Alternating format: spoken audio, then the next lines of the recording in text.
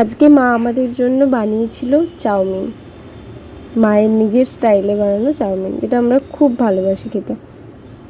প্রথমে চাউমিনটা সেদ্ধ করে একটা ঝুড়িতে ঢেলে নিয়েছিল যাতে একটু ঠান্ডা হয়ে যায়।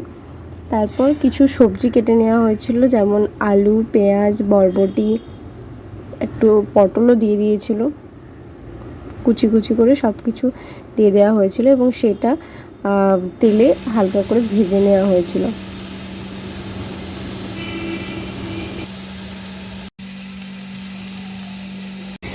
দেন সেদ্ধ করে রাখা চাউমিনটা অ্যাড করে নেওয়া হলো এবং তারপর কিছুক্ষণ নেড়ে নেওয়া হলো।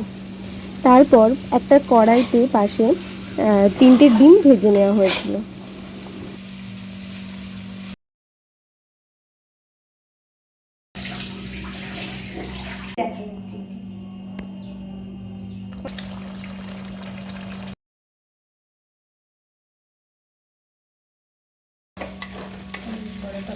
এবার ডিমটা ভাজা ভাজা হয়ে গেলে তারপর চাউমিনটা সেখানে অ্যাড করে দেওয়া হলো।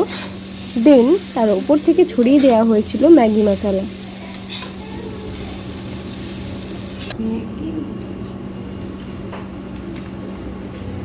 And now this is ready to serve. And ভালো লাগলে please please please like, share and subscribe.